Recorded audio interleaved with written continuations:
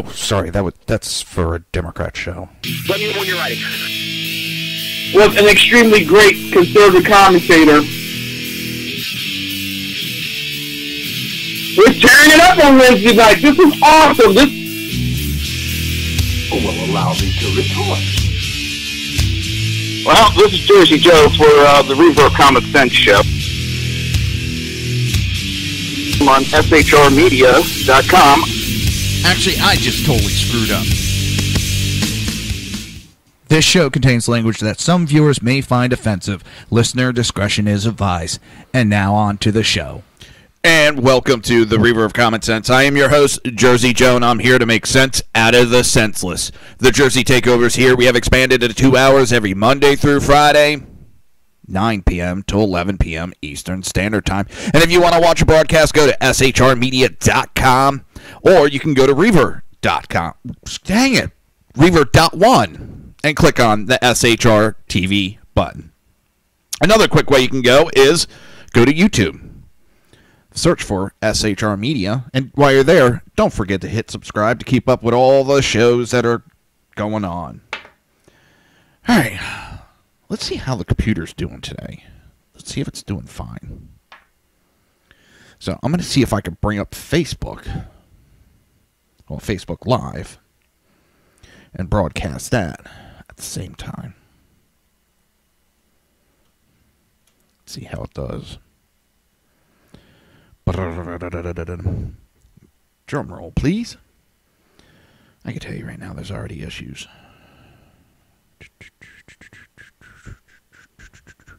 All right, let's see. The YouTube's looking good.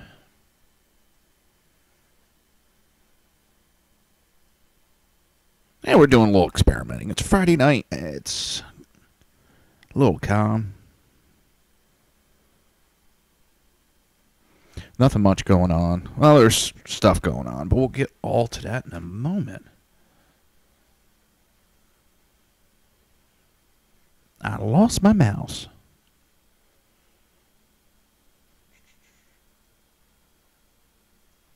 Could have been worse. I could have lost my head. Or my mind. Let's see what's... All right, come on. Roll the dice. Roll the dice. Let's see how it goes.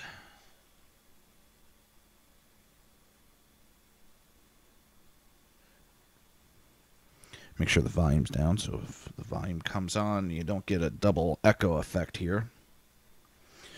I got too many computers. Too many dang computers going on. All right, let's see how it's doing.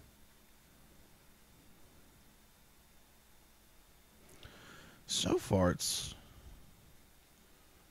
looking pretty good.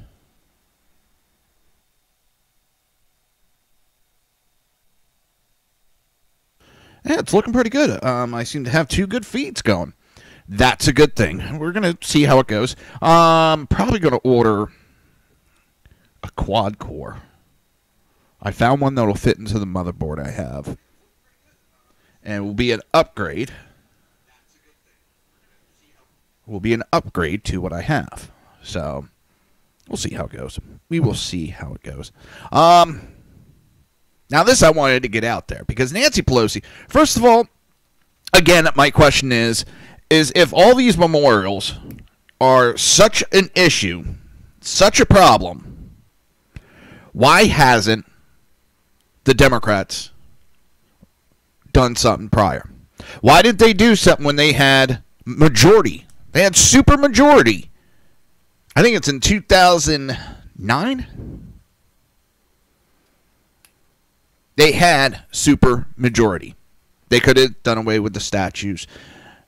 They could have did this little hissy fit and had more control over it. And as I pointed out, we got a bunch of Democrats complaining about statues and monuments of Democrats, Confederate Democrats. You know, remember, Confederates were the Democrats, put up by fellow Democrats. So that's what's really funny. A bunch of Democrats decided, we're going to honor some historical figures of Democrats from the Confederate Army.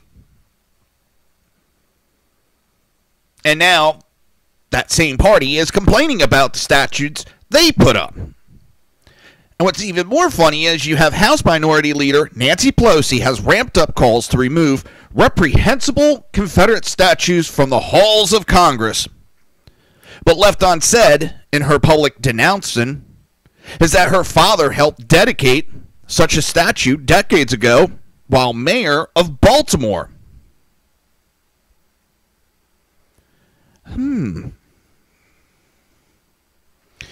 Somebody seems to have forgotten a little bit about her own history. It was May the 2nd, 1948, when, according to a Baltimore Sun article from that day, 3,000 looked on as then Governor William Preston Lane Jr. and Pelosi's father, the late Thomas D'Alessandro Jr., spoke at the dedication of a monument to honor Confederate General Robert E. Lee and Thomas Stonewall Jackson.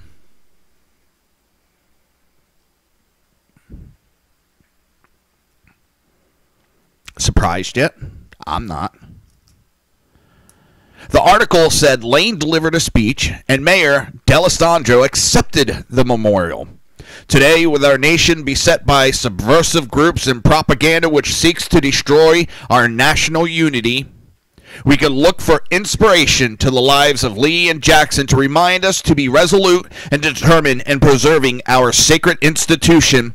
D'Alessandro, I think I'm saying that name right. If I'm mispronouncing it, I'm muchos sorrioso.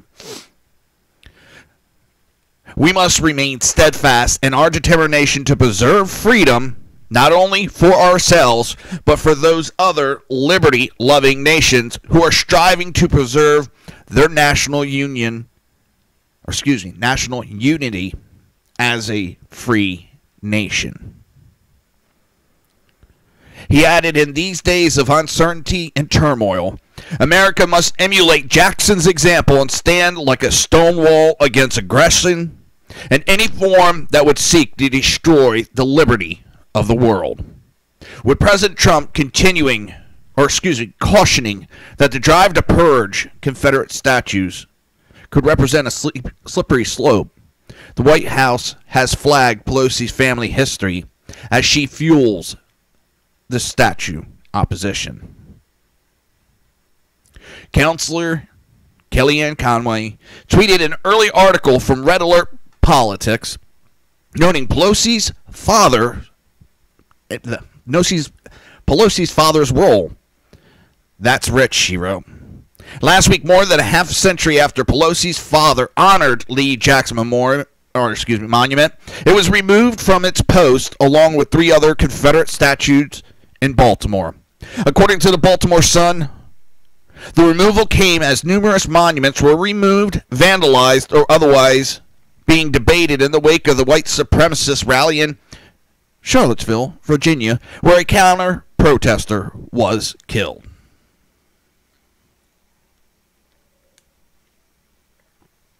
It makes me laugh. It really does. None of these people had problems with these statues. None of them. Until recently. These statues have nothing to do with the current climate that we are in. They are an excuse. They are a diversion. And the majority of Americans don't want nothing to do with it. But yet we have to continually talk about it.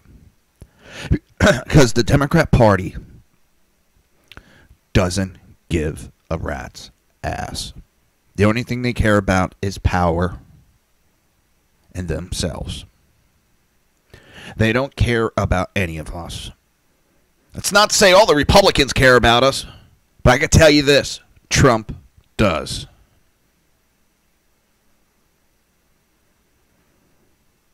I have more faith in that man than any of the current politicians that we have in office.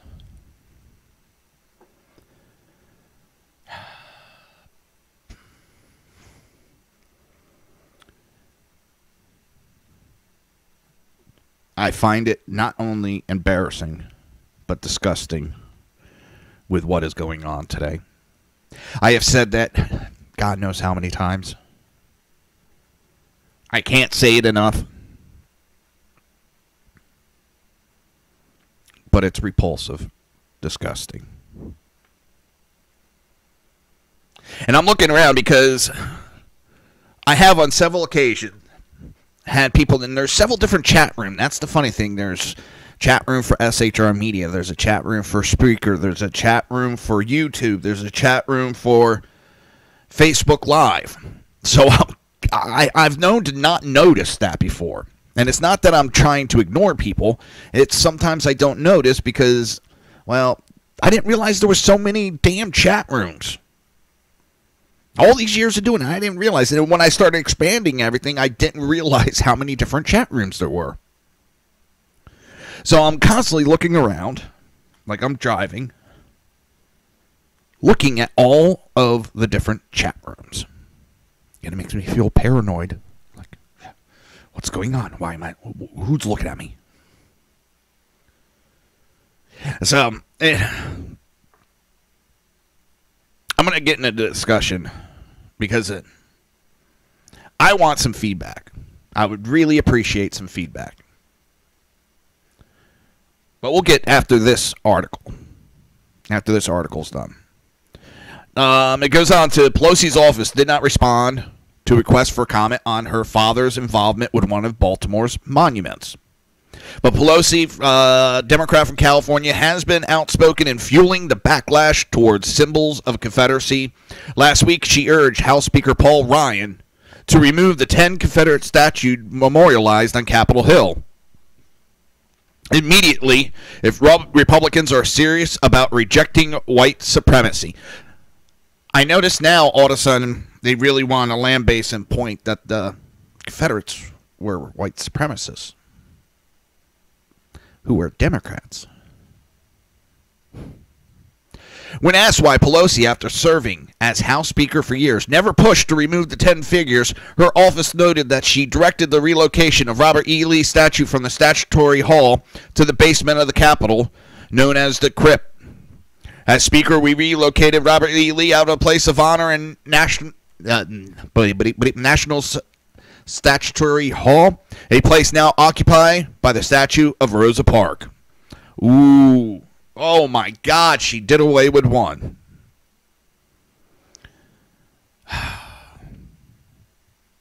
Now here's the feedback I want. And I discussed it partly last night. And I was sitting around a table tonight with my aunt. Tomorrow, her son comes and picks her up. She's moving in with her son, one of her sons, and going to stay with him. And I'm going to miss my aunt. She's always been, 4 houses up from my dad's house, which is 5 minutes from my house. So I'm going to miss having her so close and, the conversations we've had over the last several years. So it was her, my mother, and my father. Now, my dad's been very much, he'd look at me, that's a stupid conspiracy theory. Get your head out of your ass. What are you thinking, son? When I did something crazy, talk about. So I brought up about that video I saw where the guy is talking about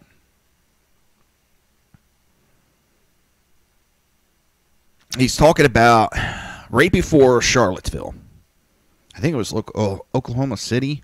There was the FBI stopped a bombing from happening at a bank. And it was starting to hit the news real big. Then Charlottesville hit. And all of a sudden, it just disappeared off the face of the earth. But there was articles popping up a couple days later where the mother started to accuse the FBI of messing with her son's head. That her son was a classified paranoid schizophrenic on medication, but in the FBI trying to find this right-wing violent group they taught the kid how to make this bomb, pushed the kid to make the bomb. And then it wasn't the kid, that they knew this kid was a schizophrenic. And it made me think. Made me sit back and think all of a sudden. Now we got the incident in Charlottesville where the kid is, or the male driver, supposed to be a schizophrenic, supposed to be on medication. Then you start looking at incidents like Sandy Hook. What is it? Adam Lanza? Hang on.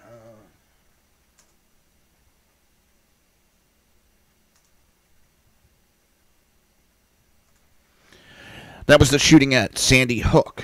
You had, what the hell's the guy's name? I'm trying to look at James Holmes out in Colorado with a movie theater. Now, he's supposed to be, had mental issues and on psychotics.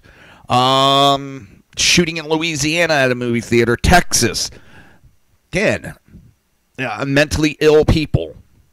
And I'm starting to think, and I'm talking to my parents, my aunt, about this. I said, just hear me out from it. I said, all of a sudden, all these people are, we're finding out or had a mental illness. And it almost seems like, maybe there's a rogue faction in our government that's pushing, knowing that these people are mentally ill and wanting to push the public in a certain direction, or staging some of the events actually happen. I'm not denying that the events don't happen, that the events actually happen, but it's the government that is getting in these people's head and talking them into doing it.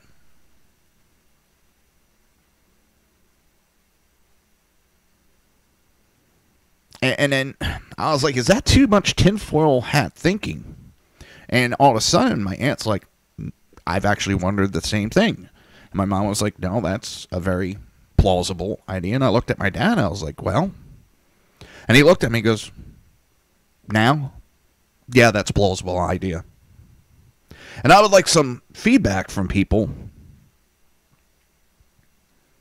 on what they think. Is it too far-fetched? Is it a possibility? Our government has really been scary of late. And this is not a Trump thing. This is, a lot of those shootings that we had underneath Obama, every time he had negative press, within a day or two, we had a national tragedy. Something big happened. And it usually linked back to either terrorism or some mentally ill person. A schizophrenic. And just this one case really made me wonder when the mother came out and spoke and said that the FBI was undercover. They had infiltrated this right-wing group, and it just seems to be this kid. I don't know what the age is, but I keep calling him a kid.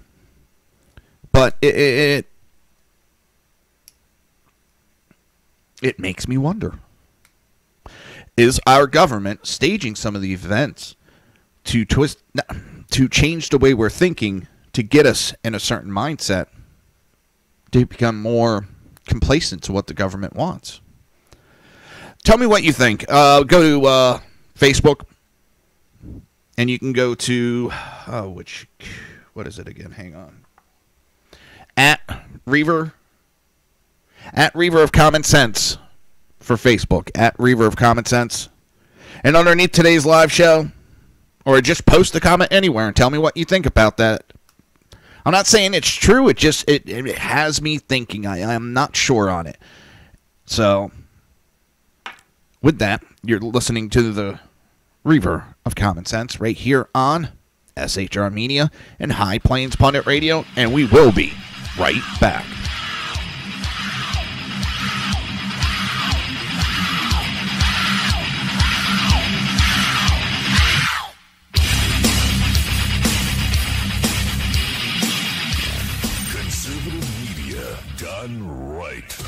You're listening to the SHR Media Network. Breaking news. According to the latest report coming out of SHR Media, a merchandise store to support both the Reaver of Common Sense and SHR Media has just been unleashed to the general public. Be forewarned that this site can be contagious and numerous items can be purchased to support the best news programming. Go to Reaver.one website and click on the store link to check out the merchandise.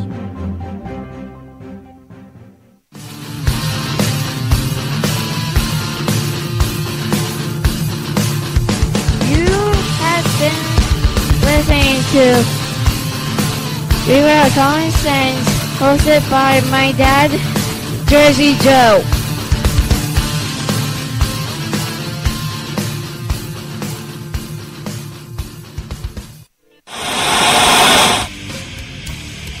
Beware, the Jersey Takeover is here.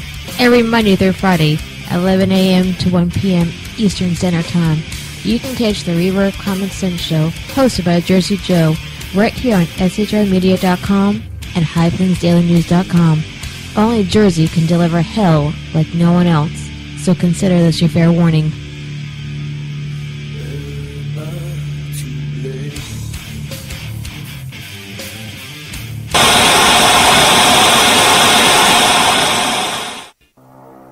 In a world controlled by corrupt politicians, You got a business.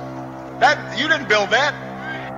a team of ordinary men emerge from the ashes to give voice to the voiceless and hope to the hopeless.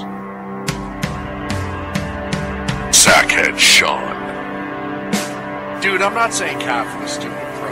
Sackhead Clint. All good friends of ours usually show up drunk.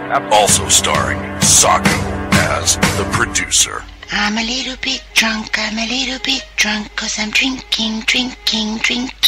They are the Sackheads Radio Show. Every Wednesday at 8 p.m. Pacific on shrmedia.com.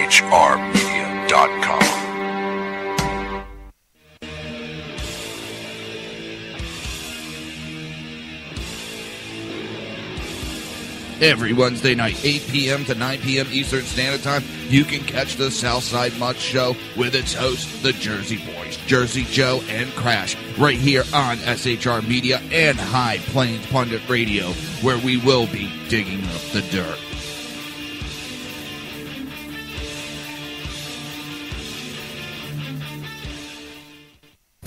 Times are dark. The people misled by corrupt politicians, lied to by establishment media, and deceived by the false messages of Islam. A nation in confusion needs a guide. It needs a man with a cane. I'm Dave Milner. Join me on Spreaker, SHR Media, High Plains Talk Radio, Live Rebooting Liberty, and YouTube for a unique brand of commentary on the unpleasant blind guide. Because truth is not always pleasant. If you miss a show, don't worry. You can catch the replays two ways, rebootingliberty.com or the reaverofcommonsense.com. While you're there on Reaver of Common Sense, don't forget, drop in your email and keep up to date with everything going on, or click the like button on the Facebook widget. Now on to the Reaver of Common Sense.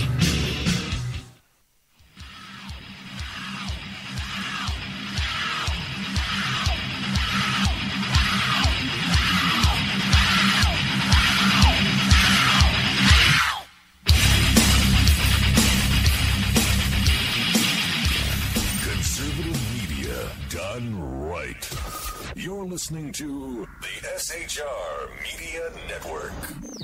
This show contains language that some viewers may find offensive. Listener discretion is advised. And now on to the show. And welcome back to the Reaver of Common Sense. I am your host, Jersey Joe, and I'm here to make sense out of the senseless. So it's Friday, you know, the weekend's pretty much upon us. Oh, it's... what else for Friday? Oh, North Korea launched some kind of projectile that landed in South China Sea. You know, it's North Korea throwing a temper tantrum. The United States and South Korea are holding their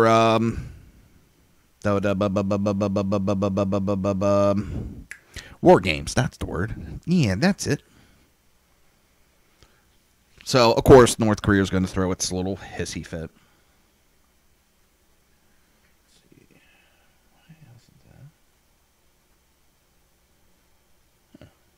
That's weird. That's a bit weird. Huh. Lagging behind it is. It is. And that's fine. It can lag, a little bit behind. The video's doing good. Yeah, I'm actually kind of happy the way everything's running so far. Everything looks good.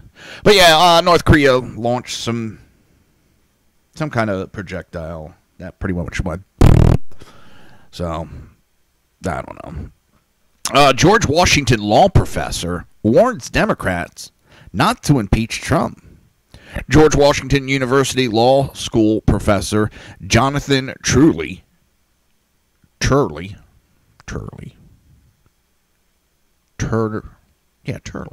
called efforts to impeach Donald Trump over political disagreements dangerous and warned Democrats to stop forcing the issue.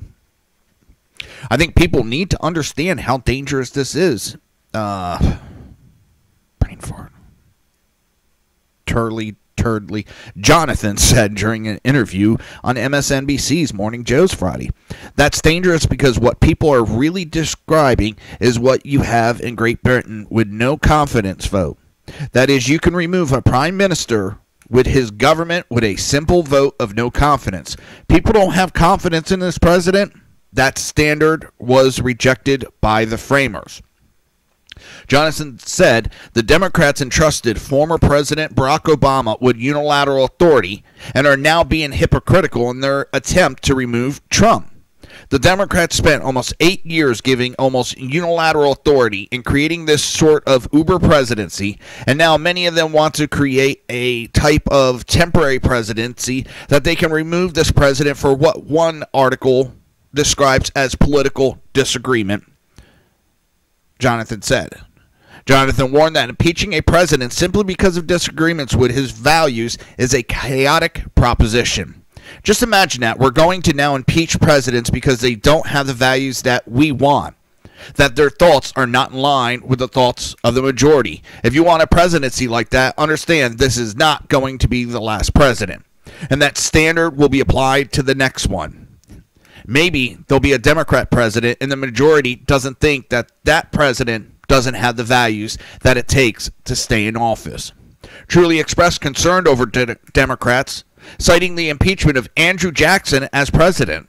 And he said he felt troubled by it.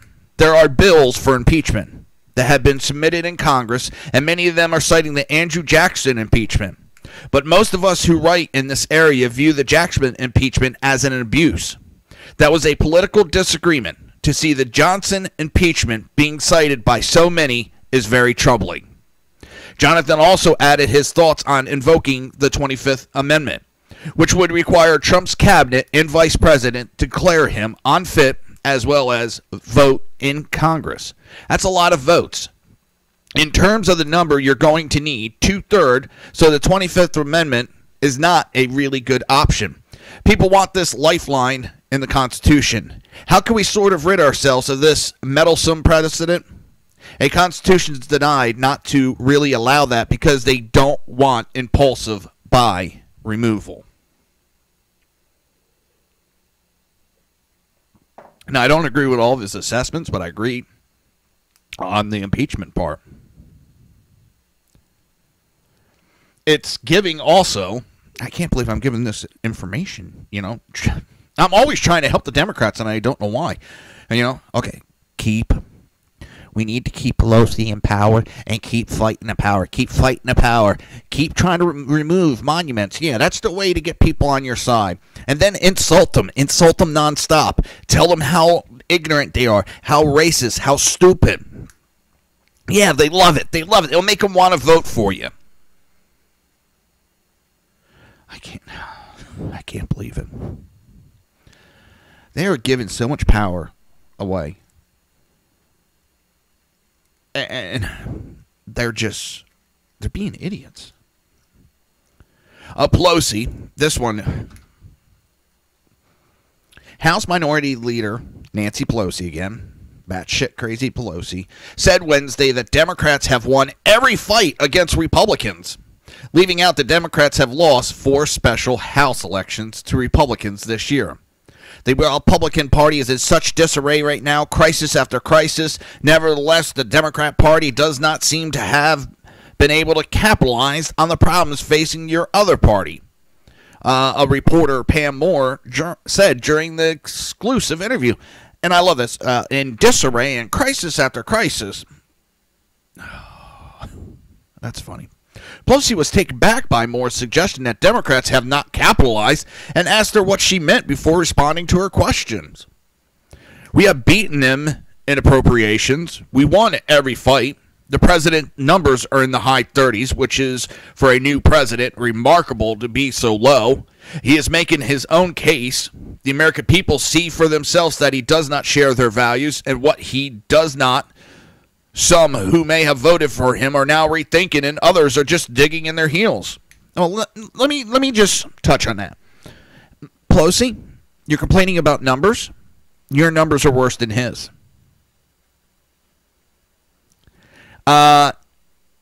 Those same numbers come from the same companies that said Hillary Clinton was going to win. Because I've seen a damn lot of goddamn numbers that show them above 50%. As for the American people see for themselves and do not share their values, I think you are being misled on that because most of the people I talk to, in fact, all the people I've talked to, have no problem with Trump. In fact, one Democrat I know has even said, he's the president. Get over it. It's time to move on. Pelosi went on to discuss the efforts of Democrats trying to take back Congress in the 2018 midterm election by touting their new economic message that was rolled out in late July. The only thing they rolled out, and they'll try to, we got this new economical message, and they'll campaign, we got a new economical message that we gave out in late July. We got this new message. What is it? The Papa John slogan. They have no message. They don't have any economic message. Oh, I'm sorry. We're going to make things better for the middle class. We're going to create more jobs. Raise the wages up. How? We don't know. We're just coming out with slogans. That's all. And that's all they're doing. Just coming out. Just coming out with slogans. Nothing more, nothing less. They're just doing slogans. It makes me want to bang my head sometimes. I know I say it all the time. It just, oh my God.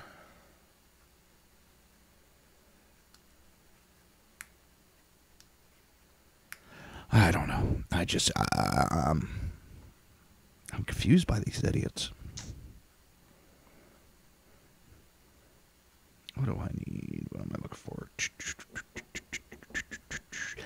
If anybody comes in and you're on YouTube and I don't answer, I'm off that screen temporarily. Please leave a message and I'll be back with you. Boop. Oh. I don't know. The Democrats, the way they're going,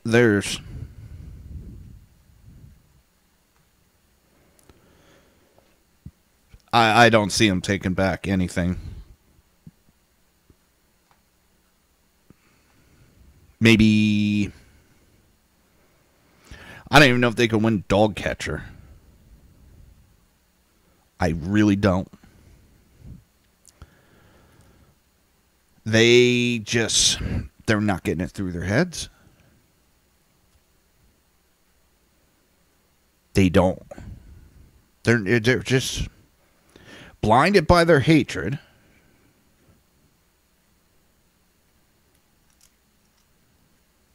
And just don't want to back down. They don't want to, take a deep breath and listen.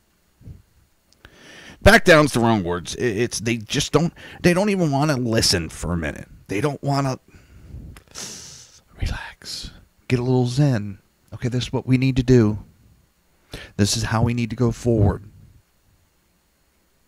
They're trying to do what's best for their party and not what's best for the country. And if they do what's best for the country, it will be what's best for the party, and they'll stay in power. But the route they're going is all worrying about themselves. they couldn't give a shit about anything else. And that's the scary part.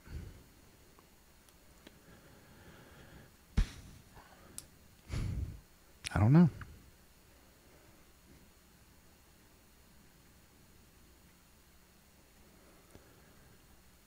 You would think they would try to, look at themselves. No, they just want to spout off gibberish and run their mouths. I don't know. It seems really stupid. On their part, it really does.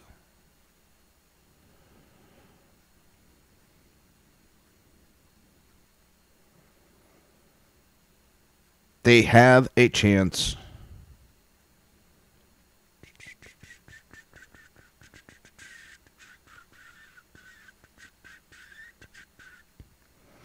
Crap. Where the hell is it? Sorry, doing a couple things. It's not even English. Shit. Okay.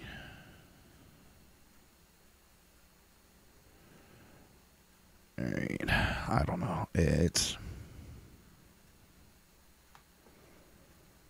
You would think they'd be a lot smarter than that.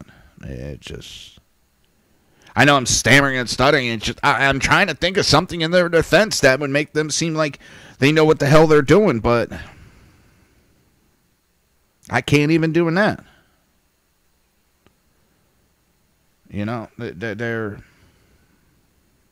They're not being smart here. They're not. Again, they could be heroes, and they're nothing but zeros right now.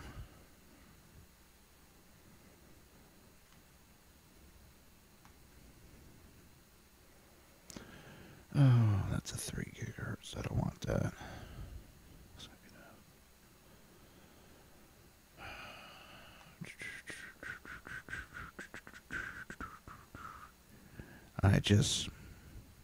Besides, I just called to say I love you, but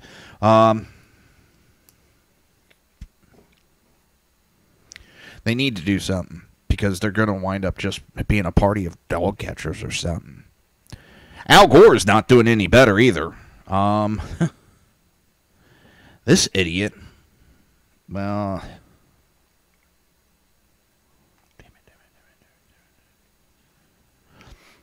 now this idiot, his new movie, what is it called? Inconvenient Truth or something like that. But meteorologist Roy Spencer has written a book which fact checks Al Gore's latest climate disaster movie, An Inconvenient Sequel. Spoiler alert, Gore's scaremongering facts are all inconvenient, untrue.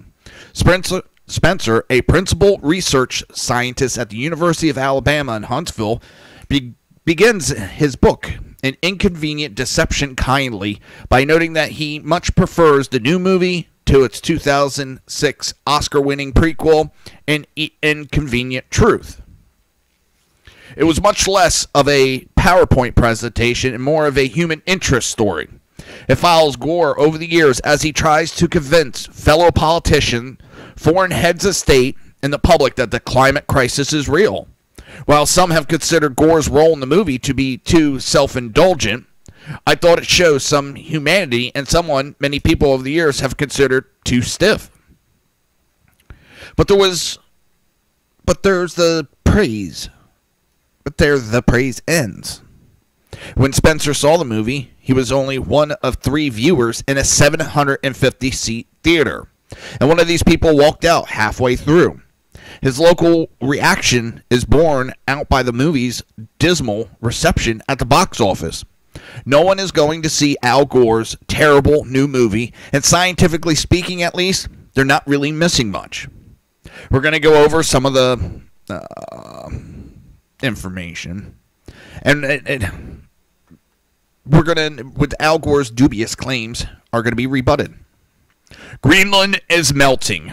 Gore is shown visiting cryospheric expert Conrad Stephan. Surface melting is shown with dramatic aerial video. Rivers of meltwater form and plunge down into huge holes in ice sheets called molens. Real dramatic. Really makes you feel, oh my God, look at it. Look at the melting. Oh my, what are we going to do? It's melting like that in these huge rivers and we're going to drown. What isn't mentioned is that this happens every summer naturally. And the fact that is a good example of Gore's favorite cheat, show dramatic footage of a natural event, ice melting rapidly, and then leave the viewers to infer that this is another disastrous and unprecedented consequence of man-made climate change. It spares him the risk of telling flat-out lies, which might get fact-checked later. The viewer's imagination does all of Gore's dirty work. Meanwhile, in the real world, remember, Greenland recently recorded its coldest temperature ever measured in July for the northern hemisphere. Flooding in Miami. Gore wants you to believe that this is caused by climate change. After all, in his previous movie, he predicted sea level rise of 20 feet. We'll get back to that on the other half of this break. You're listening to the Reaver of Common Sense right here on SHR Media and High Plains Pundit Radio. We will be right back.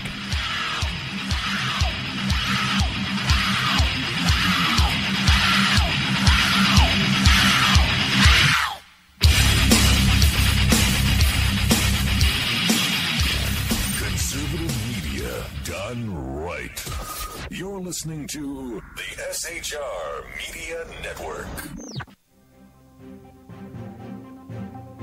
Breaking news. According to the latest report coming out of SHR Media, a merchandise store to support both the Reaver of Common Sense and SHR Media has just been unleashed to the general public.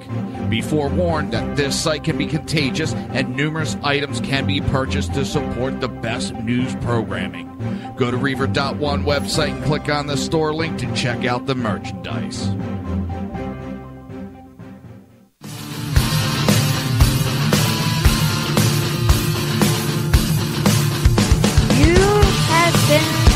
Listening to Reaver of Common Sense, hosted by my dad, Jersey Joe.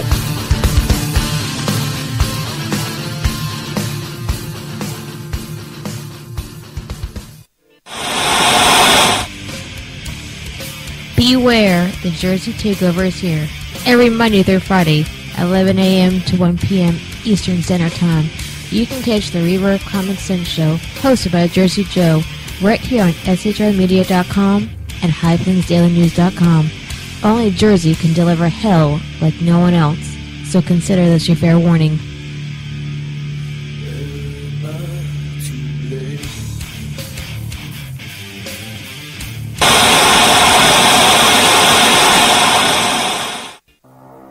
In a world controlled by corrupt politicians, You got a business. That you didn't build that.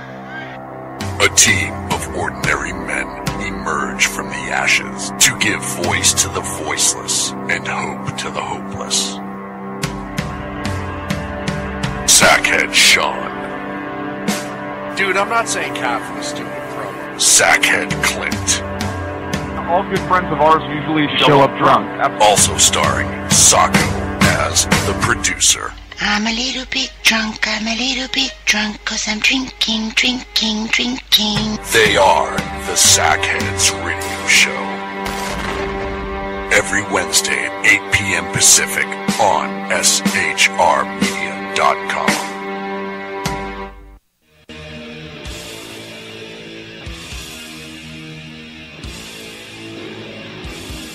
Every Wednesday night, 8 p.m. to 9 p.m. Eastern Standard Time, you can catch the Southside Mutt Show with its hosts, the Jersey Boys, Jersey Joe and Crash, right here on SHR Media and High Plains Pundit Radio, where we will be digging up the dirt.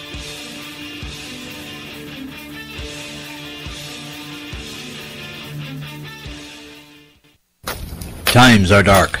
The people misled by corrupt politicians, lied to by establishment media, and deceived by the false messages of Islam. A nation in confusion needs a guide. It needs a man with a cane. I'm Dave Milner. Join me on Spreaker, SHR Media, High Plains Talk Radio, Live Rebooting Liberty, and YouTube for a unique brand of commentary on the unpleasant blind guide. Because truth is not always pleasant. If you miss a show, don't worry. You can catch the replays two ways, rebootingliberty.com or the Reaver of Common Sense.com. While you're there on Reaver of Common Sense, don't forget, drop in your email and keep up to date with everything going on, or click the like button on the Facebook widget. Now on to the Reaver of Common Sense.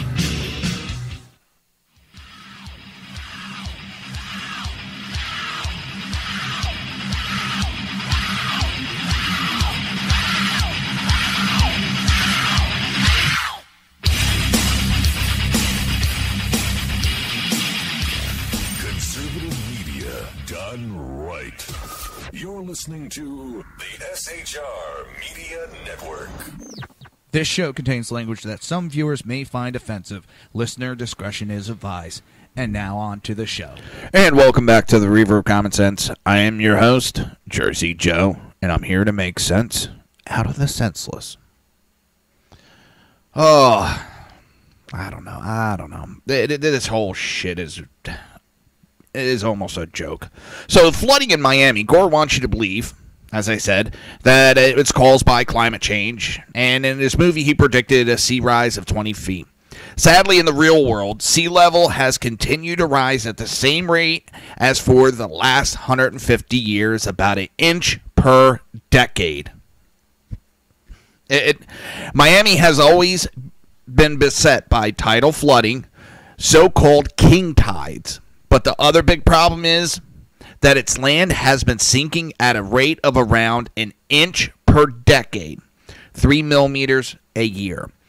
Neither this nor the sea level rise has anything to do with climate change. The Earth is ever changing. The Earth's getting bigger. The crust is getting bigger. Some areas are going to sink. Some are going to raise. Water levels are going to change.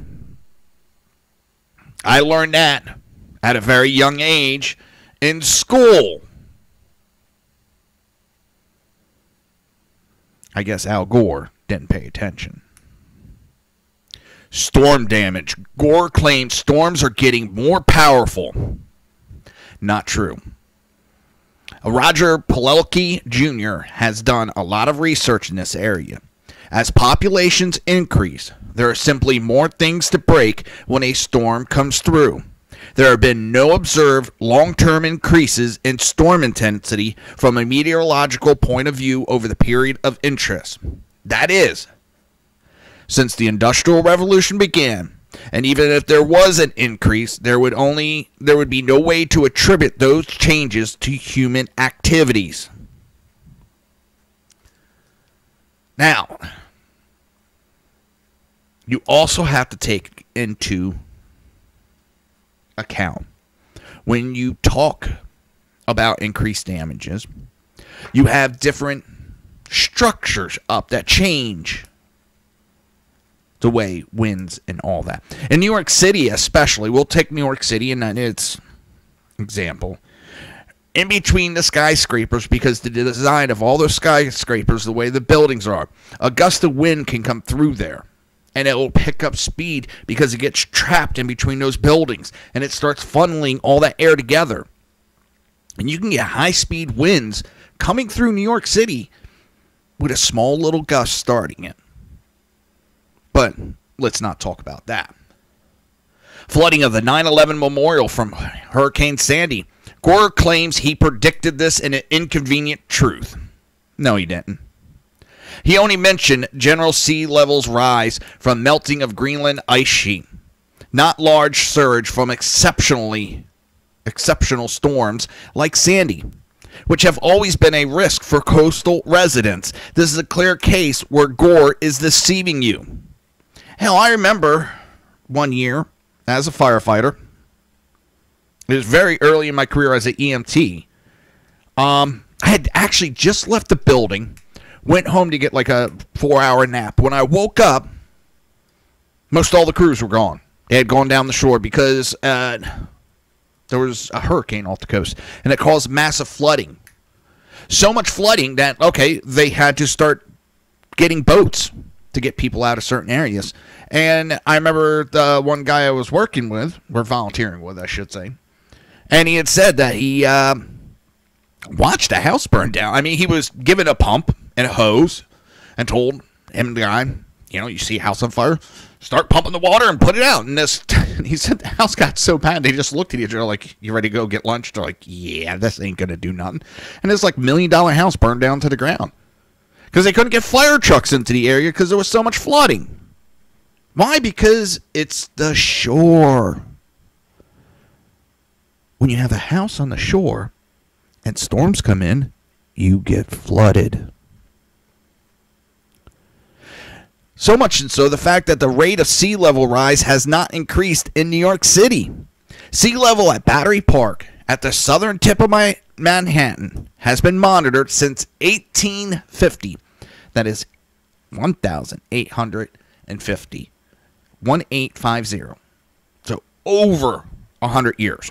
160 years, roughly. And has been rising naturally since that time at an average rate of 1.1 inch per decade with no sign of acceleration. Earthrise, the big blue marble. Gore repeatedly invokes this famous image of the Earth from space. One of the most viewed photos in the world, taken by Apollo astronaut and geologist Harrison Schmitt on the Apollo 17 mission to the moon on December 7th, 1972. Now, here's the irony.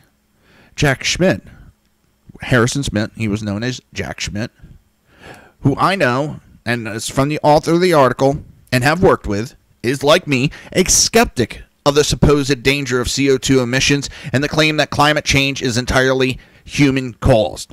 It has been active, or he has been in the fight to correct the record on climate change and the supposed danger of carbon dioxide. Solar power, Solar City, and Elon Musk. Renewable salesman Gore is big on the idea that solar will save the world from fossil fuel-induced warming. But there's a fundamental problem with solar and wind. It takes huge fields of solar collectors to collect much electricity from sunlight. Clouds greatly reduce it, and 365 days a year, it goes away at night. Fossil fuels are highly concentrated forms of energy, while solar and wind are relatively weak and diffused. They are also expensive and only appear competitive if you ignore the vast taxpayer subsidy propping them up. And if you notice, the ones that are doing away with those tax subsidies are failing. So to claim that solar is in any way cheaper than fossil fuel is simply not true. Maybe someday it will be, but not anytime soon. Without the government forcing citizens to pay more for solar through subsidies, the solar industry would have very little to sell other than for remote specialty applications where electricity is needed and there are no power lines to provide it.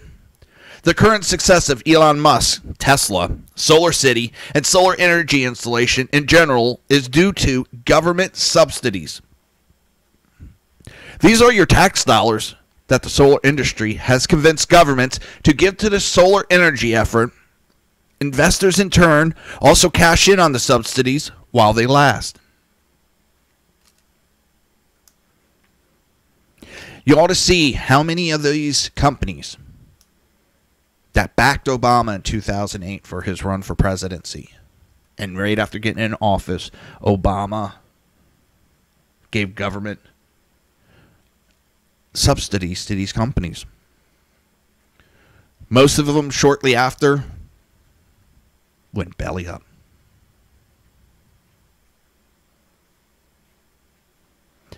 Most of them are not around. I think there's only like one company that's still around. So they got these $1 million payouts from the government of your hard tax earned money. Those CEOs ran away with it. So they got paid back for getting Gore in office. The claim by Gore and others that the solar industry is employing vast number of people is not what you want what does it say here? Employing vast numbers of people is not what you want if the product they produce is too expensive or not in demand. For an extreme example of why the number of workers isn't a good measure of economic value, we could put 100% of the labor force to work digging holes in the ground and filling them up again. But what would that do for our prosperity? Okay, makes sense. Verdict. Al Gore's movie is an epic fail. But we could kind of predicted that, couldn't we? And what we have going on now of late, people are getting educated.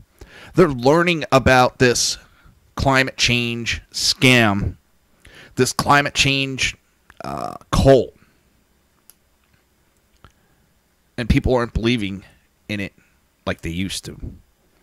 They're finding out all the bullshit that has been pushed, all the failures of the predictions, and then finding out that they faked those results to get that results and all that, and people no longer believe in it. Do we believe in smart regulations? Yes. Do we believe in putting regulations that would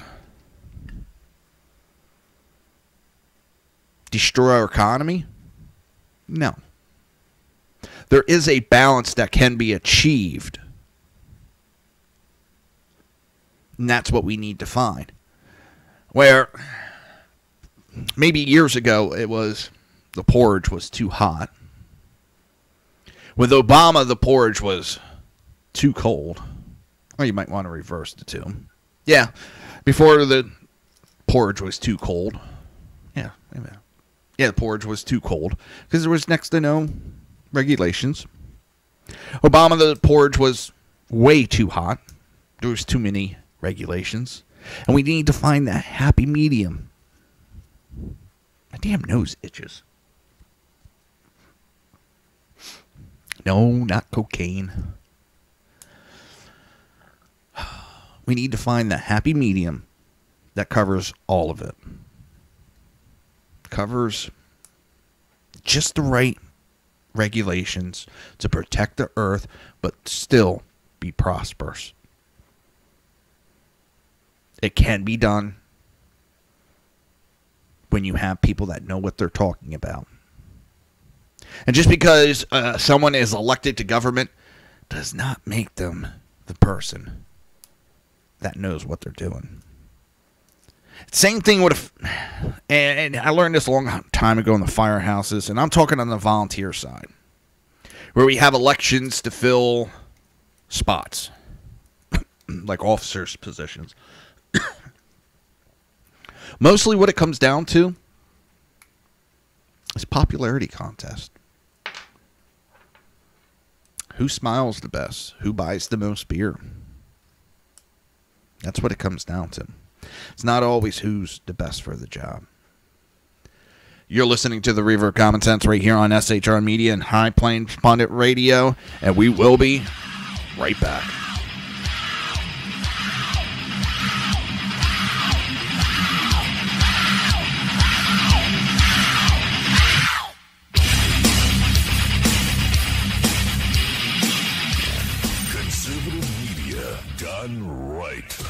You're listening to the SHR Media Network.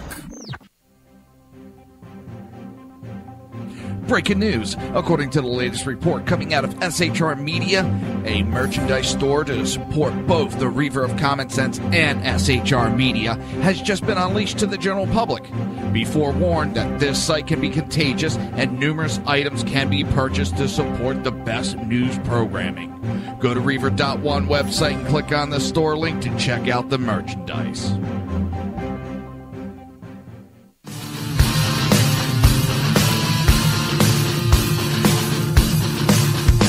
You have been listening to Reaver of Common Sense, hosted by my dad, Jersey Joe.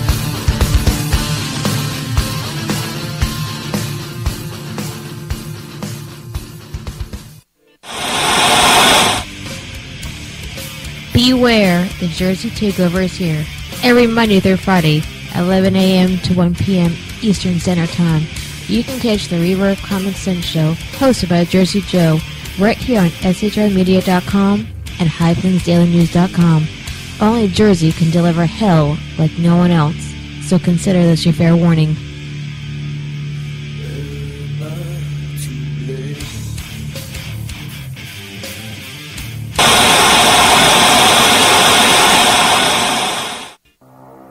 In a world controlled by corrupt politicians, You got a business. That you didn't build that. a team of ordinary men emerge from the ashes to give voice to the voiceless and hope to the hopeless. Sackhead Sean, Dude, I'm not saying half of the stupid bro. Sackhead Clint, All good friends of ours usually show up drunk. also starring Sacco as the producer. I'm a little bit drunk, 'cause I'm drinking. They are the Sackheads Radio Show. Every Wednesday at 8 p.m. Pacific on shrmedia.com.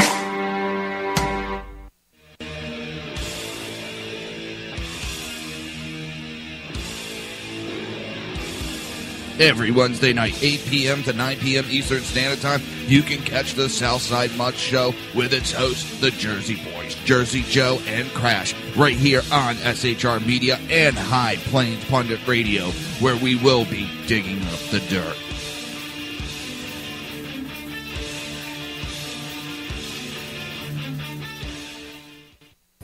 Times are dark. The people misled by corrupt politicians, lied to by establishment media, and deceived by the false messages of Islam. A nation in confusion needs a guide. It needs a man with a cane. I'm Dave Milner. Join me on Spreaker, SHR Media, High Plains Talk Radio, Live Rebooting Liberty, and YouTube for a unique brand of commentary on the unpleasant blind guide. Because truth is not always pleasant. If you miss a show, don't worry. You can catch the replays two ways, rebootingliberty.com or the reaverofcommonsense.com. While you're there on Reaver of Common Sense, don't forget, drop in your email and keep up to date with everything going on, or click the like button on the Facebook widget. Now on to the Reaver of Common Sense.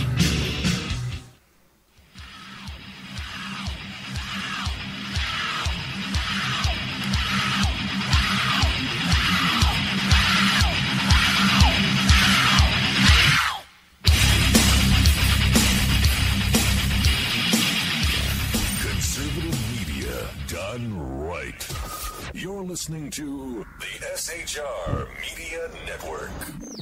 This show contains language that some viewers may find offensive. Listener discretion is advised. And now on to the show. And welcome back to the Reaver of Common Sense. I am your host, Jersey Joe, and I'm here to make sense out of the senseless. At least I try to. The Jersey Takeover is here and is expanded. I just noticed, damn, I got baggy eyes. Man, it looks like someone punched me right in my eye, doesn't it? Holy shit. The show's expanded to 2 hours every Monday through Friday, 9 p.m. to 11 p.m. Eastern Standard Time. It's one thing I hate about this camera business shit. Man, I don't look that good right now. Damn. Not trying to win a beauty contest, but damn, man. Hear that? It looks like I'm, like, Night of the Living Dead. Holy shit. Zombie time. Damn, dude. I need to do something about that. Al Gore. Without him, we would have no internet. Remember that. Yeah, that's why I believe in global warming. Because without Al Gore, we wouldn't have any internet. I still can't believe he fucking said that. That was so stupid of him. So, Senate Majority Leader Mitch McConnell has a 19% approval rating, according to a new Harvard-Harris poll, the lowest of any elected U.S. official with a national profile. McConnell's score is worse than President Trump or House Speaker Paul Ryan, according to The Hill. 49% of the voters polled have a negative view of the Senate leader, The Hill, which was given the poll results, reported. On the other hand, President Trump and Vice President Mike Pence have a high approval rating. 79% of Republicans have a positive view of the president, and 41% favorable and 55% unfavorable from the broad survey. Pence polls at 44% positive and 42% negative, The Hill reported. McConnell, who will not have to face re-election until 2020, only has an 18% job approval rating in his home state of Kentucky, according to another poll released this week by left-leaning Public Policy Polling. McConnell is the only Republican elected official polled that is not viewed favorable by a majority of his own party. Only 32% of Republicans respondents view McConnell favorably, while 40% have a negative view of him. All right, that's Republicans. Republicans only have a 32% positive view of Mitch McConnell, where Republicans have a 79% positive view of President Trump. Pretty much he doubles. Oh, more than doubles amongst Republicans. Ryan is underwater, posting a negative 33-47 split, but he is viewed favorable by 63% of Republican respondents nationwide. Still, that's less than Trump. The Hill also reported that Trump's job approval rating is at its lowest point in Harvard-Harris poll, with 43% of respondents approving and 57% disapproving. However, that is better than the GOP as a whole. The Republican Party job approval rating is at 30% positive and 70% negative. However, only 56% of Republicans are happy with what the party has accomplished with its majority in the House and Senate. Mark Penn, a co-director of the poll, said Trump and McConnell seem to be locked in a death spiral. But The Hill then reported that Trump is boosted by the 53% approval rating he wins for his handling of the economy. With 59% of voters say the country as a whole is on the wrong track, most say the economy is on the right track with a 47-35 margin.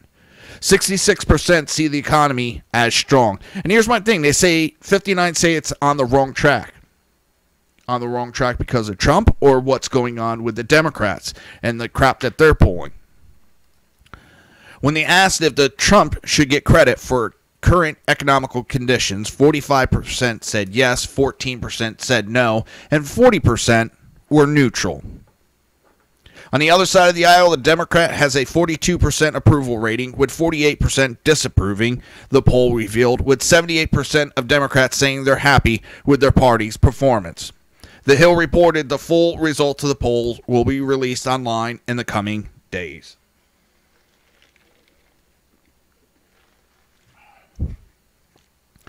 Now, I do want to see all the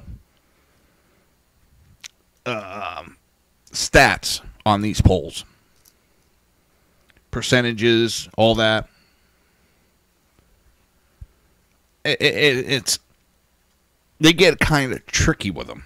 But McConnell's ratings and Ryan's, yeah, wouldn't doubt in a heartbeat. Some of these Democrat ratings, I do have serious question about. I don't know. It's especially with Antifa and their actions. But then again, CNN and MSNBC do not talk about Antifa.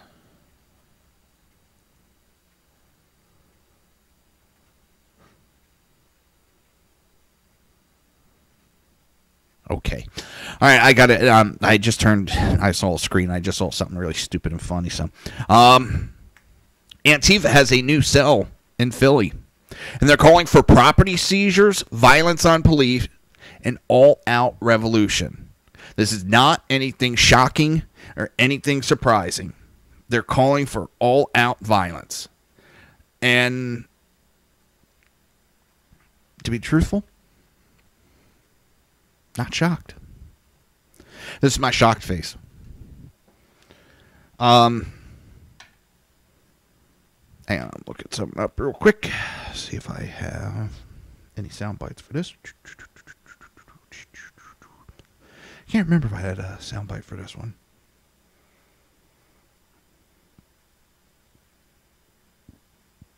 Nope, I thought I did. Me bad. Who's bad? You bad. Well, I want to get actually an update. See what's going on in Texas right now, because we do have a hurricane. It was a Category 4 that was bearing down. Yeah, it's Category 4, and it's about to make landfall any minute now. What's this? Russian attorney rips anti-Trump dossier as cheap gossip amidst questions over origin.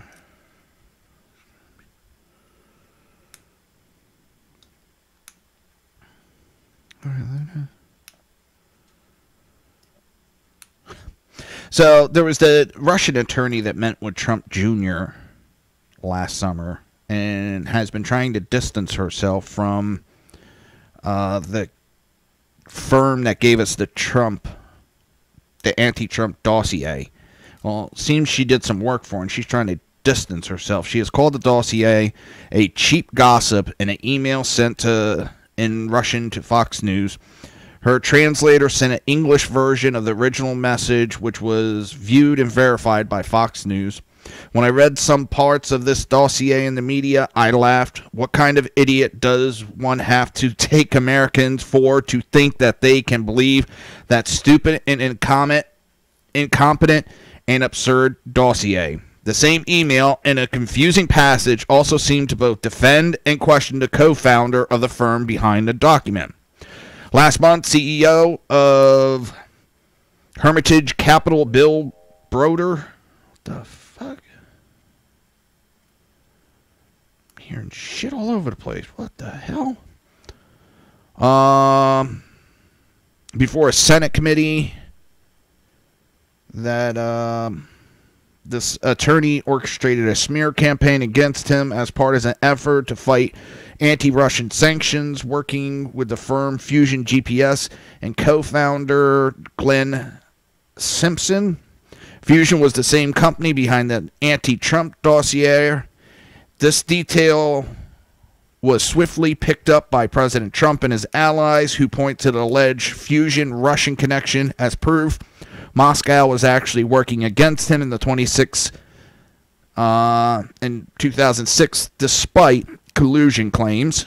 Simpson had employed former British intelligence officer Christopher Steele in a project which was crafted as opposition research and requests by unknown political rivals of Trump. The dossier was first made public when BuzzFeed published contents in January. Steele since has been ordered to give a deposition in the multi-million-dollar libel case brought against the media outlet. Simpson and Fusion have refused to say who they are working for on the dossier case, claiming they must keep clients' identities confidential. Simpson met with Senate Judiciary Committee staff for hours on Tuesday behind closed doors as part of their investigation, which I reported yesterday. They're going to take a vote and probably make that material public. Fusion GPS told Fox News the firm is cooperating, turned over more than 40,000 documents to the staff for their review. However, the committee said the firm only turned over public headlines and thousands of blank pages. Fusion's initial production of documents consisted solely of headlines from publicly available news reports and more than 7,500 pages of blank paper, committee spokesman Taylor Foy said after Simpson's interview.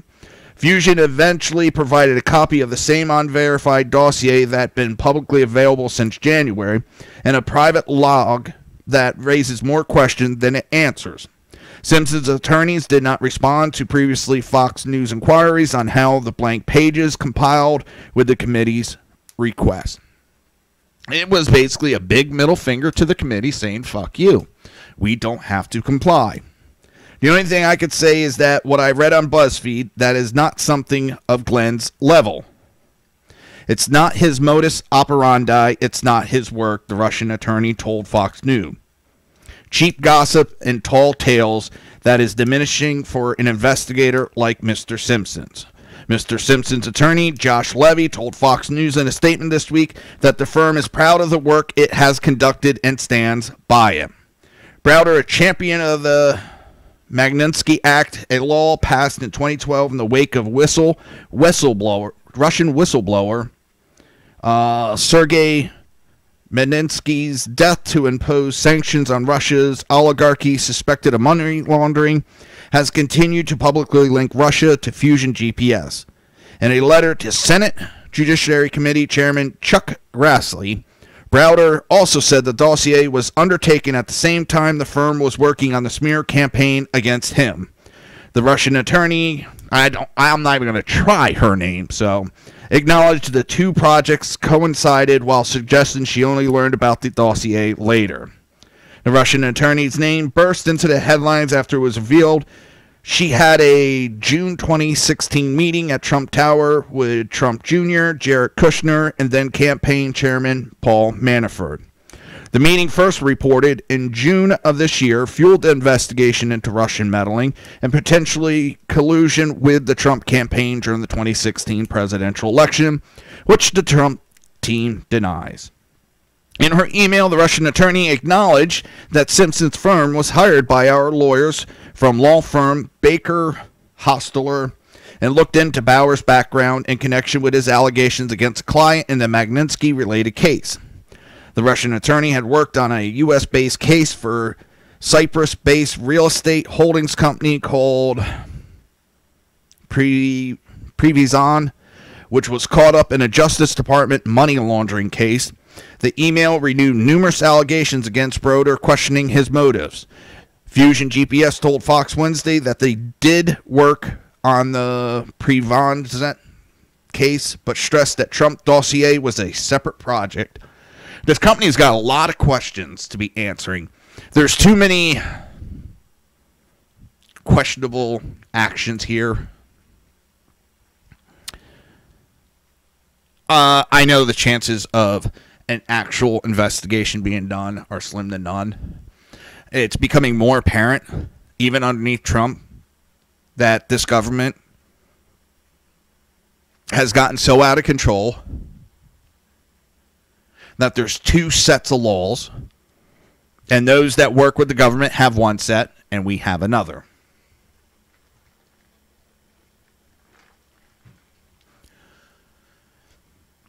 In the fine definition, in a different case, you have the Senator Mendez. His defense is he's trying to fight these allegations because he's saying he was not working in his capacity as a senator when he helped this company. And these senators are walking a fine line. They know what they're doing is illegal, but they're playing this word game, and they make laws to protect themselves. Well, I think we, the people, need to stand up and stop these laws and make sure these assholes have to play on the same level playing field that we do. I mean, we got politicians that are getting away with insider trading. Wow. I mean, even somebody on that statute of Martha Stewart has gone away to prison. And she did less than what Nancy Pelosi has done. Talk about insider trading. There's a lot of that going around.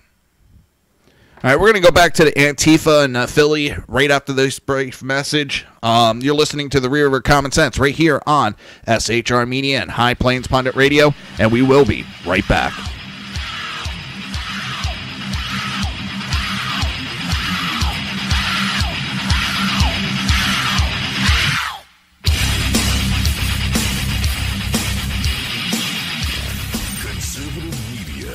done right. You're listening to the SHR Media Network. Breaking news. According to the latest report coming out of SHR Media, a merchandise store to support both the Reaver of Common Sense and SHR Media has just been unleashed to the general public. Be forewarned that this site can be contagious and numerous items can be purchased to support the best news programming. Go to Reaver.one website and click on the store link to check out the merchandise.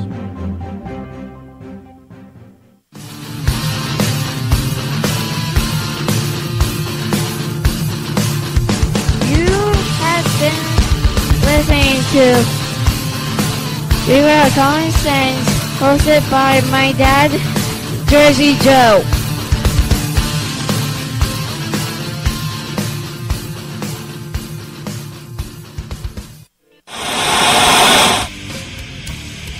Beware, the Jersey Takeover is here. Every Monday through Friday, 11 a.m. to 1 p.m. Eastern Standard Time. You can catch the Reaver of Common Sense show, hosted by Jersey Joe, right here on shrmedia.com and highplains.dailynews.com. Only Jersey can deliver hell like no one else, so consider this your fair warning.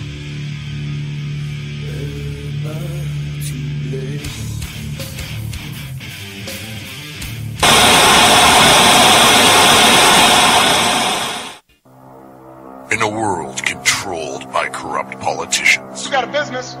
That you didn't build that. a team of ordinary men emerge from the ashes to give voice to the voiceless and hope to the hopeless. Sackhead Sean, Dude, I'm not saying Cap for the stupid pro. Sackhead Clint, All good friends of ours usually show up drunk. also starring Sacco as the producer. I'm a little bit drunk, 'cause I'm drinking. They are the Sackheads Radio Show. Every Wednesday at 8 p.m. Pacific on shrmedia.com.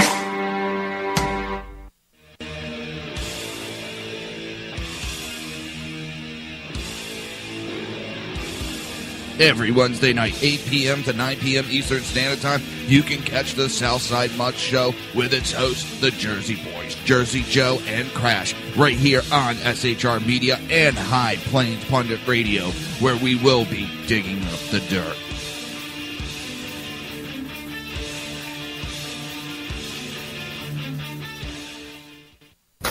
Times are dark. The people misled by corrupt politicians, lied to by establishment media, and deceived by the false messages of Islam.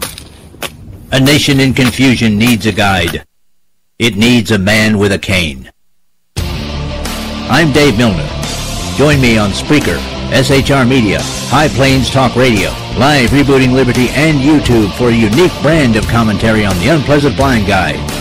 Because truth is not always pleasant. If you miss a show, don't worry. You can catch the replays two ways, rebootingliberty.com or the reaverofcommonsense.com. While you're there on Reaver of Common Sense, don't forget, drop in your email and keep up to date with everything going on, or click the like button on the Facebook widget. Now on to the Reaver of Common Sense.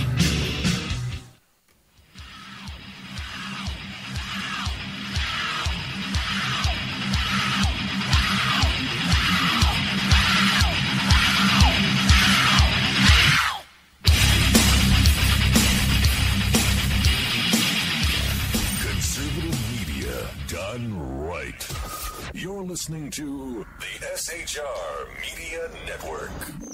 This show contains language that some viewers may find offensive. Listener discretion is advised. And now on to the show.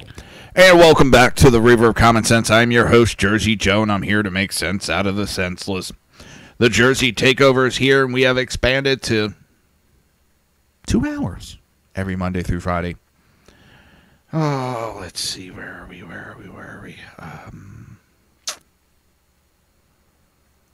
I was working on the screen. I'm trying to do two things at the same time. Sometimes it works, sometimes it doesn't. Sometimes you feel like a nut, sometimes you don't. And Joy's got nuts. Mounds don't.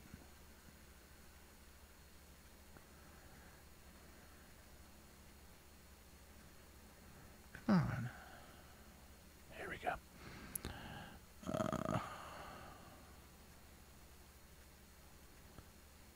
There we go. There we go.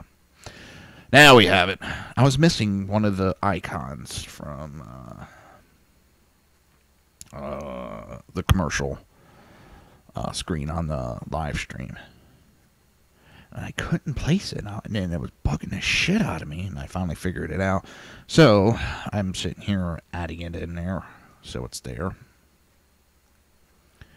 There we go. So Antifa.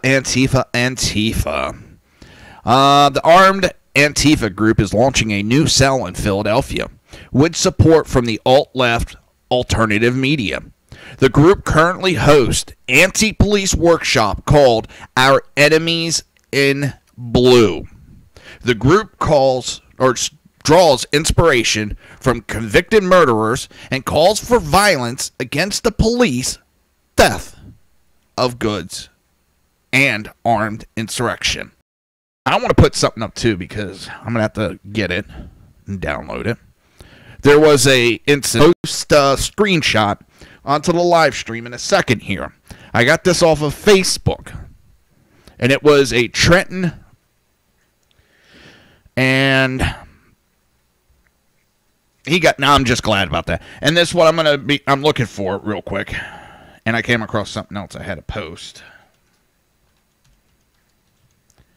My nephew, Sean, it is his 20th birthday. Wanted to take some time to himself to make sure that's what he wanted. He's now in the Army. He's in boot camp. He's loving it. I think he's halfway through. And it's caused me nothing but issues right now.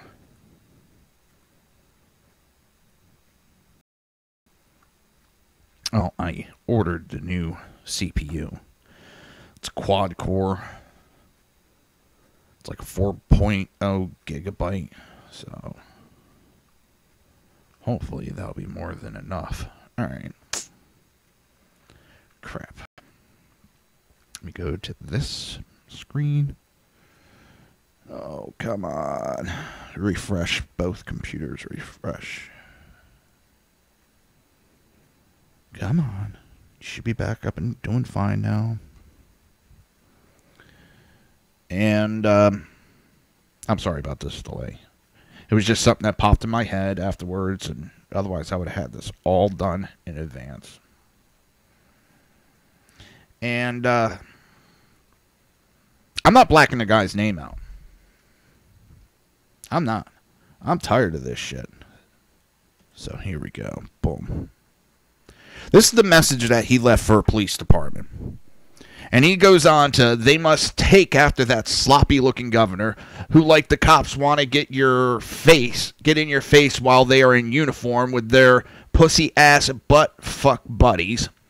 Because as a man with no gun, they know in their gut they ain't shit. And I hope my wife comes to me and tells me about a cop harassing her. Then we gonna see. I see the bitches all the time trying to pick up pussies. Nobody but stupid-ass conservative Republican hoes want to fuck them. Bitches only become conservatives after they've been passed around by progressives. And we get tired of fucking their broke-ass nasty pussies. Okay, you are now Governor Christie's girl now. That's why he looks like he busted pimple zits with a dirty pocket knife while eating pizza. And this is what you're going to see with Antifa. Comments like that. And tactics like that. And as they have that workshop, Our Enemy in Blue. Antifa's website, like it's going down, Sub.Media Media and Insurrection News have been promoting the group, which calls itself the Revolutionary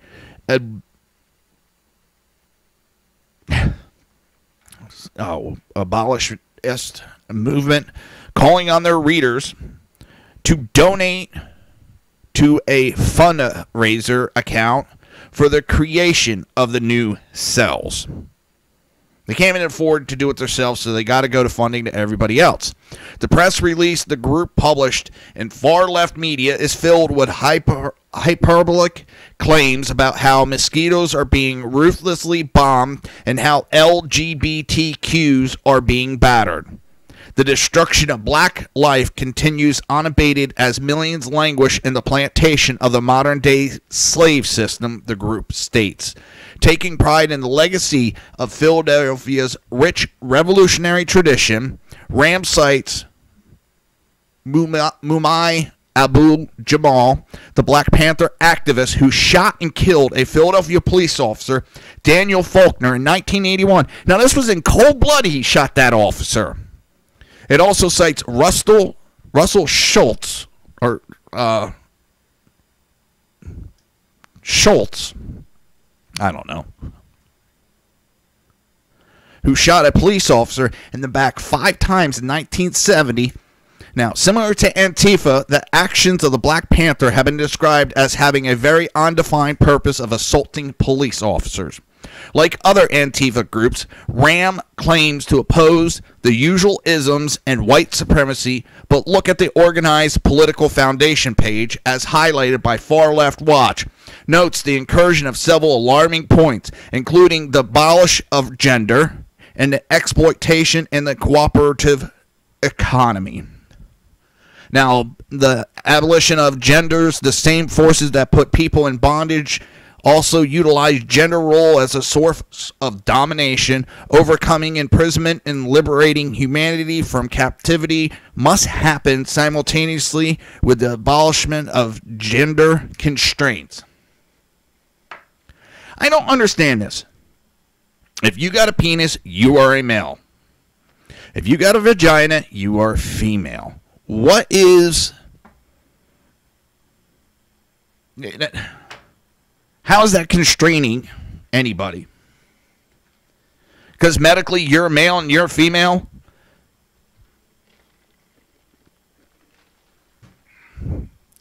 I love... Someone made the point the other day. You know, you always got these idiots. Oh, the left only goes on scientific information and medical. This is scientific. That, you know, they go on about climate change as science. But... oh, we got to work, to hell with medical knowledge. That's not a male and that's not a female.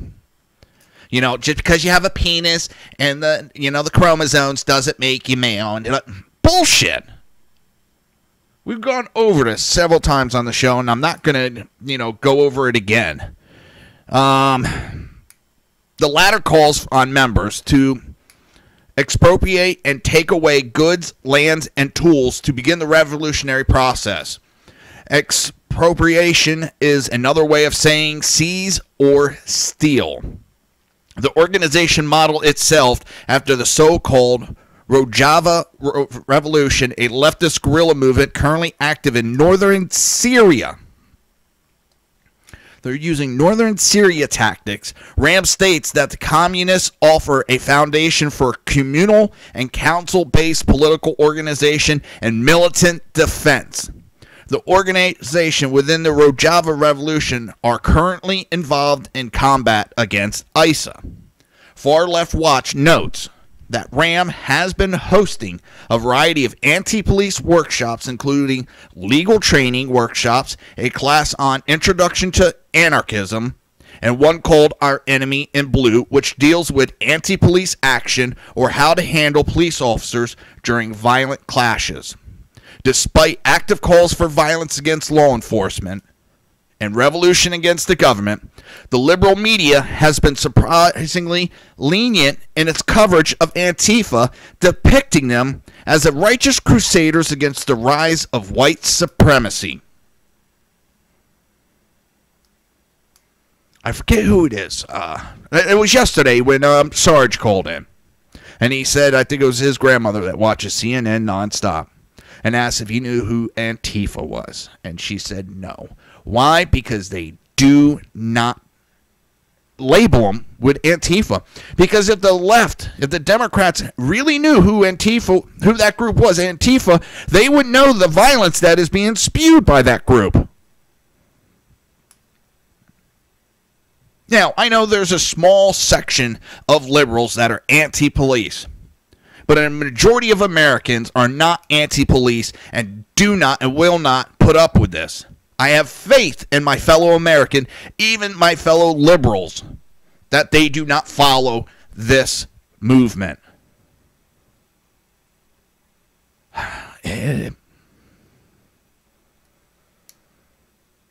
It's saddening. It saddens me that we are in this state. We're this bad, people.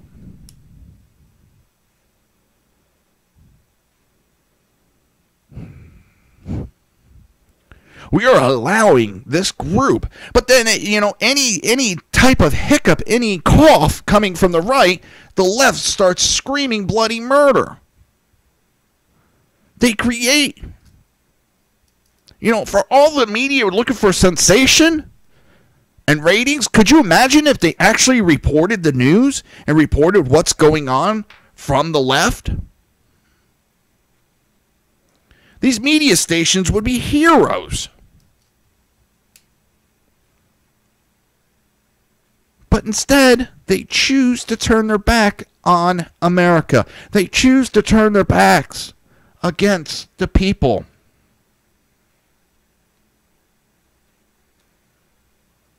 And what do we have left? Fox is going the way of the dodo bird. Mainstream media is going the way of the dodo bird altogether. Thank God, I'm not patting myself on the back, but for stations like SHR Media and High Plains Pundit that calls what's actually going on. Then they wonder why the ratings are going down there and the ratings are going up on stations like this. We don't have the top-notch technology. We don't have the top of the research and all that, but we're getting the correct information out there. We're worried about the information over the style, information over the technology. You're listening to the Reaver of Common Sense right here on SHR Media and High Plains Pundit Radio, and we will be right back.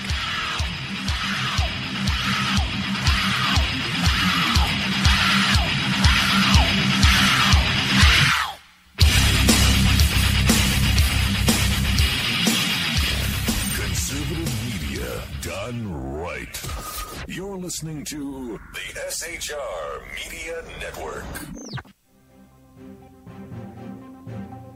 Breaking news. According to the latest report coming out of SHR Media, a merchandise store to support both the Reaver of Common Sense and SHR Media has just been unleashed to the general public.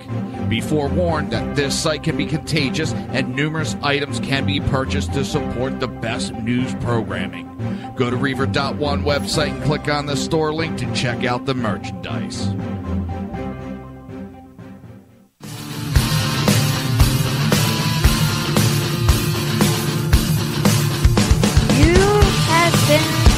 Listening to Reaver of Common Sense, hosted by my dad, Jersey Joe.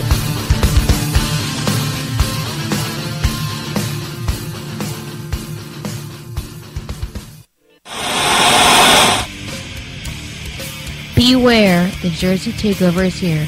Every Monday through Friday, 11 a.m. to 1 p.m. Eastern Standard Time. You can catch the Reaver of Common Sense show, hosted by Jersey Joe, right here on shrmedia.com and highplainsdailynews.com. Only Jersey can deliver hell like no one else, so consider this your fair warning.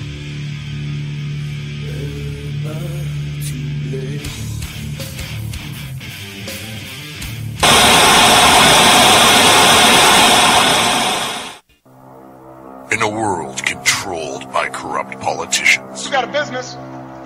You didn't build that. a team of ordinary men emerge from the ashes to give voice to the voiceless and hope to the hopeless. Sackhead Sean, Dude, I'm not saying Catherine is stupid, bro. Sackhead Clint, All good friends of ours usually show up drunk. also starring Sacco as the producer. I'm a little bit drunk, I'm a little bit drunk, 'cause I'm drinking. They are the Sackheads Radio Show. Every Wednesday at 8 p.m. Pacific on shrmedia.com.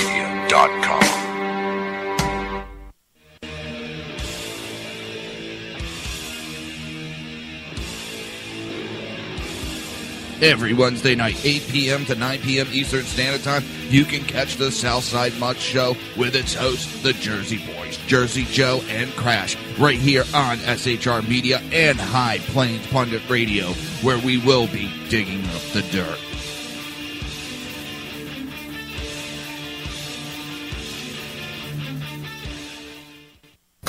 Times are dark.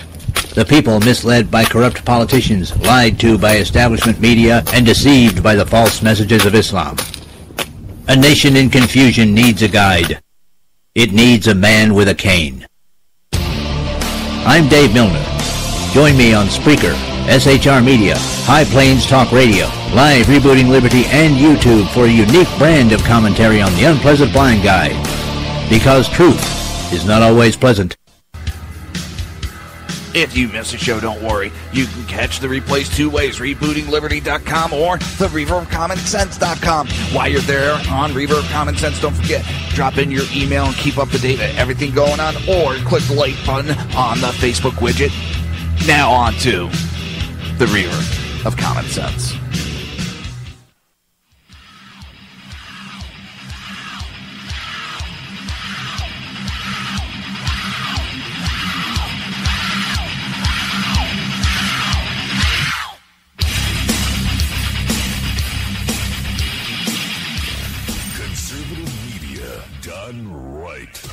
You're listening to the SHR Media Network. This show contains language that some viewers may find offensive. Listener discretion is advised. And now on to the show. And welcome back to the Reaver of Common Sense. I am your host. Beard's getting a little wonky. Welcome back to the Reaver of Common Sense. I'm your host, Jersey Joe, and I'm here to make sense out of the senseless. Remember, if you want to watch a live broadcast, it's easy. You can just go to, a couple different places. It's your choice. I know I give too many choices out there, but you can go to Reaver.1 and click on the SHR TV button. It seems the SHR TV button on shrmedia.com is not working at this time. You can go to YouTube and click on, search for SHR Media. Then you click on subscribe. If everything's going as good as it is, you can go to Facebook, which is at Reaver of Common Sense. So that's another way. So there's a lot of different ways you can go and watch the show. And I got most all the chat rooms up and running at all times. So that's a good thing. So we're on the last leg of the show. Remember, it's Friday. I want everybody to be safe, have some fun, relax, spend time with the family, and try to regroup and get ready for another week of hell. Let's see. CNN has made no attempt to retract or modify a Wednesday report that calls all supporters of President Donald Trump white supremacists by default. The report stakes its weighty claim about the moral character of a Trump supporter on the word activists, historians, and victims of extremism who argue that ordinary people have empowered white supremacists. It's easy to focus on the angry white man in paramilitary gear who looked like they were mobilized for a race war in the Virginia college town, the report read. But it's the ordinary people. The voters who elected a reality TV star with a record of making racially insensitive comments, the people who move out of the neighborhood when people of color move in, the family members who ignore a relative's anti-Semitism, who give these type of men room to operate. But what's funny is the anti-Semitism, that's coming from the left non-stop anymore. And they have the balls to claim everybody else is hates Jews, And I hear them all the time making derogatory comments about blacks, women. And it's really the left. I hear it all the time. And it's like, oh my God, people. I guess that goes to the rules for radical. You know, you blame everybody else of it so that it can't come back on you. But the Daily Caller News Foundation received no response after contacting multiple CNN public relation employees, political editors, and a writer who authorized the report to inquire as to whether the network stands by the story. Much of the report rests on the extensive conclusion drawn by a Fordham University professor and political activist who wasted no time in issuing a stinging indictment of the character of all Trump supporters. Quote, you have to have millions of people who are willing to be bystanders or push aside evidence of racism, Islamophobe, or sexism. You can't have one without the other. We are a country with a few million passionate white supremacists and tens of millions of white supremacists by default, he told CNN. What proof, what evidence of all this racism? I always hear there's all this proof, but they make these wild exaggerations and can never back it the fuck up. The report neatly categorizes Trump supporters in 4 separate categories based on the degree of their complicity enabling white supremacy. One such category is labeled the down low segregationists who, according to this jackass, Nason? The hell? Mark Nason, I think it is, and others, claim to be against segregation but actively segregate themselves by moving when their neighborhood becomes diverse. You know, they talk about the segregationists, but isn't it the blacks that want white-only classes, white-only dorms, white-only parties? Then there's the yes but group who acknowledge that racism is a problem but add a qualifier to the concession to diminish the sincerity of what they just said. The report then suggests moral equivalency between modern critics of the Black Lives Matter movement and the modern identity in the Reverend Martin Luther King letter from Birmingham jail as the central obstacle to desegregation. When a police officer shoots an unarmed black person, even then it's controversial to say racism is a factor. Eric Love, a sociologist at Dixon College, told CNN. We say we don't. Why don't we talk about these other issues? What about the crime rate? What about police officers need to protect themselves? And suddenly we're not talking about race anymore. Next come those who choose chaos, who voted for Trump primarily for the entertainment value but not condemned his action, including his response to violence in Charlottesville. This is who he is. This is what he does. Damn right. I'm going to stop right there because damn right. Because both sides were just as fault in that incident. And by you trying to put all the blame on one side, you are justifying the violence. You are justifying those that started the violence. And then you want to sit there and point out the other's bad habit. You're making a clarification and an excuse. So you're no better. But this jackass Mexicans are rapists and criminals. Trump never fucking said that. That is so out of context, it's not even funny. They love to do that. They love to twist what he says. They can never actually pin on what he had to say and take it as a truth. They can't actually take that, what he actually said, because they got to twist it. I'm so sick of this because they don't have anything else, so now they're going to try to accuse us of being racist. Well, come say it to my fucking face. I'm tired of this shit, and I'm getting a little bit tired of it. Try having an actual discussion. Try talking about something real. I'm so sick of this shit. This hateful ideology. The only fucking hate I see is coming from the left. No, we never talk about that. We never talk about the violence coming from the left. We don't talk about the sexism that comes from the left. We don't talk about the racism that comes from the left. No, that's all ignored because you want to try to pin it, some bullshit on everybody else, when the left is the worst in all this. Not all the left, but a majority of them are the worst.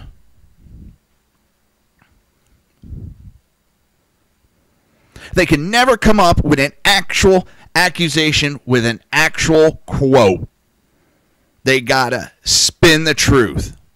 They can never actually say the truth.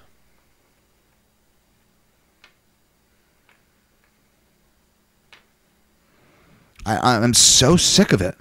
You know, in an argument, you call me a racist, I know I'm winning. But after a while, it gets tiresome. Because now, that idea that they're pushing is causing violence. Now, they're attacking the people they want voting for them. How fucking dumb are you? How do you think you're going to win an election? By sitting here accusing? What you're doing is Marxist. You're trying to label people to silence them because you don't agree with what they're doing and how they're doing it, so you're going to try throwing false accusations at them to silence them. And that's what CNN promotes. Lies to silence, to shut up Americans. That's all they're trying to do, CNN and MSNBC, pushing lies so that they can push their propaganda onto everybody.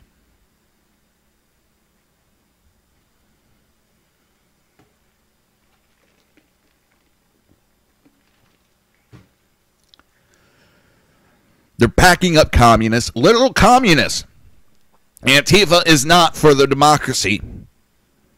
They're for communism. They outright tell you it. And you're sitting there backing them. That's the funny part. And then you're sitting, we're Americans. No, they're fucking not. You're pushing a socialist, communist agenda.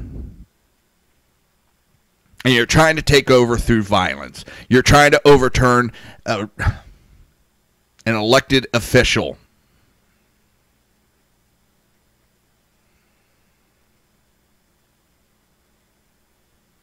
I'm fed up.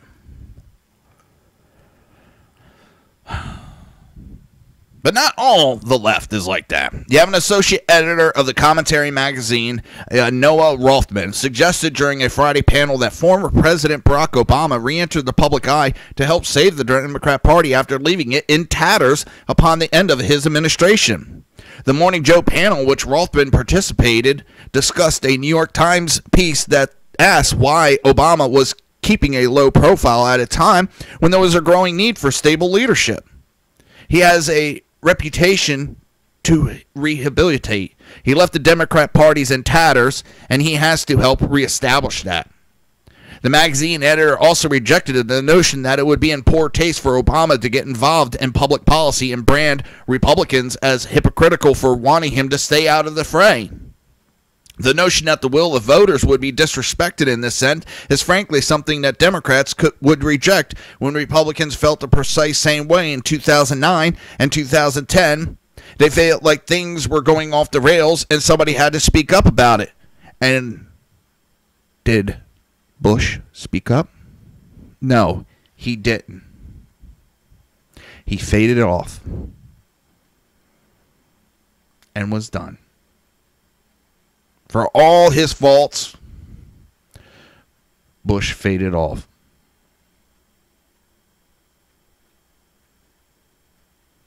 That was it.